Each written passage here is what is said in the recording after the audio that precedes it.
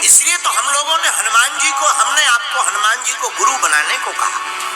आहा, गुरु क्या होते हैं, गुरु की सामर्थ्यता क्या होती है, याद रखना। सबकी क्षमता देखना पर कभी गुरु की क्षमता मत देखना। गुरुदेव की तो ममता देखनी चाहिए, गुरुदेव की ममता देखो। अरे क्षमता तो अपनी देखनी चाहिए। इसलिए तो हमने तुम्हें कहा अपने में अज्ञान देखो, गुरुदेव में ज्ञान देखो, पर सारी दुनिया में भगवान देखो। सिया राम में सब जग जानी, करहु प्रणाम जोरी जुग पानी। हमको एक कथा आती है, आहा, गुरु महिमा पर थोड़ी क्या कहना। वृंदावन की एक घटना है, सत्य घटना। वृंदावन में एक महात्मा रहते थे, उनका नाम था श्री मोहनदास बाबा। कई जगह उनका नाम मनमोहन दास, मोहनदास बाबा। आहा, उनका एक चेला था, उसका नाम रामदास। बिल्कुल सत्य घटना आपको बता रहे हैं। गुरु महिमा क्या होती है जरा गौर से सुनना। आहा, महात्मा बड़े सिद्ध महात्मा, रोज गोविंद श्री ठाकुर जी का भजन करते। नंद नंदन यशोदा नंदन चित चोर माखन चोर मुरली मनोहर छलिया। नंदलाल श्री कृष्ण चंद्र का पूजन करते, अर्चन करते, वंदन करते, ध्यान करते, जप करते, तप करते। आहा, ठाकुर जी का सेवा करते। उनका चेला भी बड़ा प्रिय, चेला भी बड़ा समर्पित। आजकल तो वरना चेला भी बड़े खतरनाक होते हैं महाराज। हाँ, बहुत खतरनाक होते हैं चेले। कई बार तो चेले ही गुरुजी का थैला लेके भाग जाते हैं। गुरुजी घूमते पर हर हर गंगे घूम रहे नंगे। बोलो सीताराम, जोर से बोलो। एक महात्मा जी हमें मिले, एक ही कपड़ा वो भी फटा हुआ। हमका क्या हुआ? बोले चेले के कारण फट गया। हमका चेले से कुश्ती हो गई क्या? बोले नहीं, चेले से कुश्ती नहीं हुई, बैग ही लेके भाग गया। बोलो सीताराम। खैर पुणे के लोग ऐसे नहीं है, ना ना ना, ये तो हम विदेश की बात बता रहे हैं। बोलो सीताराम, जोर से बोलो। तो महात्मा का नाम मनमोहन दास और चेले का नाम रामदास। आहा, ठाकुर जी के भक्त। चेला बड़ा समर्पित, शिष्य बड़ा समर्पित। गुरुजी का एक नियम था, मनमोहन दास बाबा की जो रसोई बनती थी प्रसाद वाली, उसकी एक घास फूस की एक झोपड़ी थी। उस झोपड़ी को रोज लीपा पोता जाता था और नियम था कोई रसोई को बनते हुए ना देखे। और रामदास अपने हाथों से बनाता था, गाय के गोबर से लीपता, गंगा जल का छिड़काव करता, आहा, भोजन बनाता। उस प्रसाद को श्री महात्मा मनमोहन दास जी रोज ठाकुर जी को पहले भोग लगाते थे, फिर पाते थे। रोज भगवान के गीत गाते थे। हे मुरलीधर, हे मुरलीधर छलिया मोहन,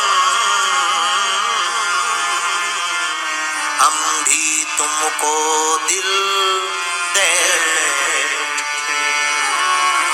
कम पहले से ही, कम तो न थे एक और मुसीबत ले बैठे। हे गोविंद, हे गोपाल, हे मुरारी, हे माधव, हे चितचोर, आपकी जय हो, आपकी जय हो। रोज ध्यान में। एक दिन एक घटना घट गई। क्या आश्चर्यचकित घटना घटी। झोपड़ी में प्रसाद बन रहा था, कुछ अंग्रेज वहां से निकले। ये कोई 30-35 साल पुरानी घटना है। अंग्रेज निकले, एक अंग्रेज ने जाकर के झोपड़ी में जरा घास फूस को दूर करके भगवान का, उनका महात्मा का प्रसाद बनते देख लिया। महात्मा तो अंदर थे और महात्मा जी को सब पता लग गया। एक बात बोले, कई बार शिष्य समझते हैं कि गुरुदेव को कुछ पता नहीं है। मेरे प्रिय पागलों, हम तुमसे प्रार्थना करना चाहते हैं, जिन्हें परमात्मा का पता है उन्हें तुम्हारी आत्मा का पता नहीं है।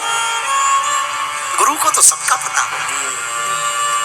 तो महात्मा मनमोहन दास ने जब भीतर जाकर देखा कि हमारे ठाकुर जी की प्रसादी को बनते हुए कोई अंग्रेज देख गया, कोई आकर के ठाकुर जी की प्रसादी देख गया, तुरंत बाहर दौड़ करके आए, हे रामदास खबरदार।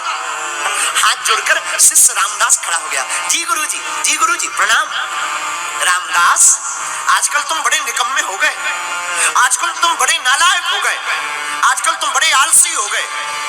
देखो कोई ठाकुर जी की प्रसादी बनते देख गया और तुमने सावधानी भी ना बरती।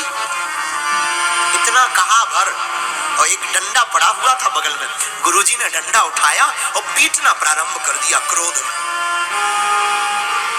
रामदास ने एक बार भी नहीं कहा कि हमको मत मारो, मेरे पागलों हम तुमसे प्रार्थना करते हैं, गुरु के सामने जिस प्रकार अबोध बालक बैठता है, शिष्य को भी गुरु के सामने अबोध बालक बनकर के बैठना चाहिए।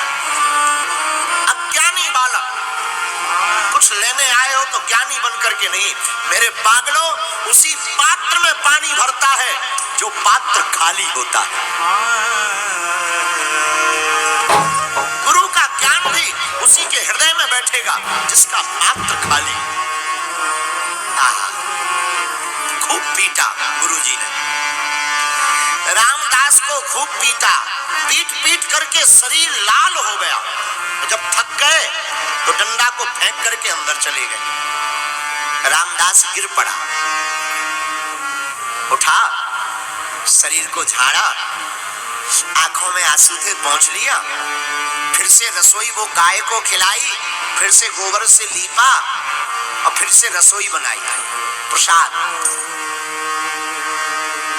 शाम हो गई तब तक प्रसाद की थाली जब गुरुजी को दी तो गुरुजी ने ठाकुर जी को लगाई और पाई।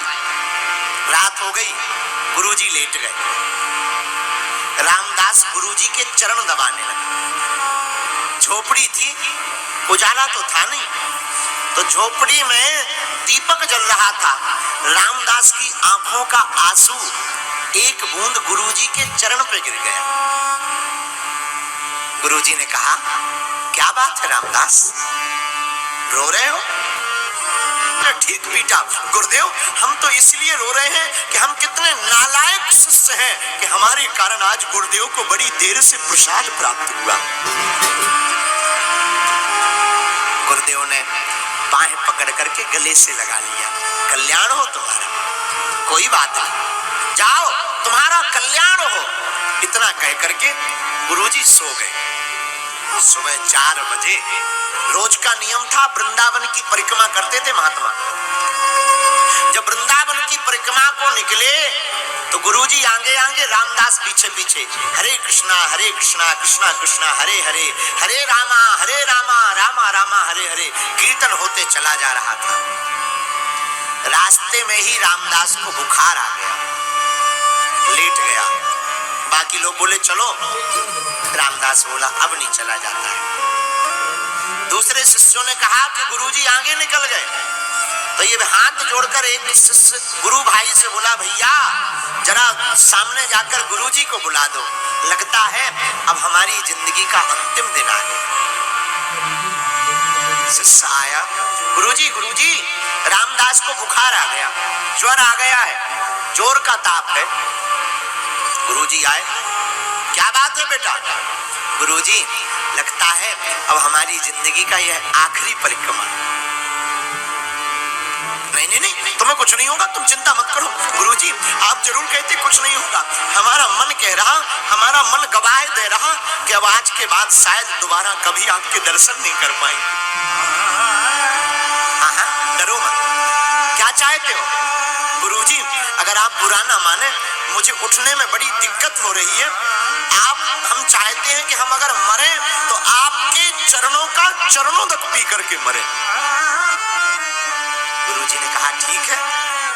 गुरुजी नजदीक गए, अंगूठा को मुख तक किया, एक शिष्य ने जल डाल दिया, उसने चरणोदक पिया, जीभ लड़खड़ाने लगी, उसकी आंखें बार बार आंसुओं से भरने लगी, होंठ कंपन होने लगा, शरीर फड़फड़ाने लगा।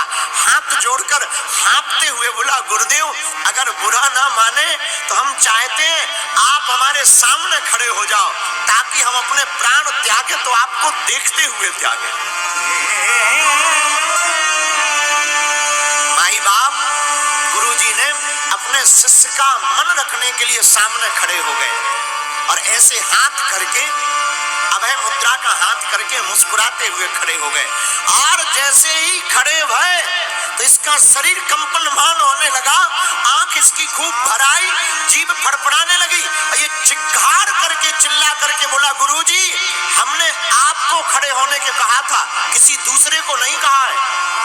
गुरुजी ने बगल में देखा, इस तरफ देखा, बोले बेटा यहाँ तो कोई नहीं है। वो चिक्कार करके बोला, गुरुदेव कौन कहता कोई नहीं, आप जरा बगल में दाहिने तरफ देखिए ना, एक सांवला सांवला लड़का खड़ा हुआ है, मोर मुकुट पहने हुए है, बांसुरी लिए हुए है और आपके बगल में खड़ा होकर के हमें बुला रहा है।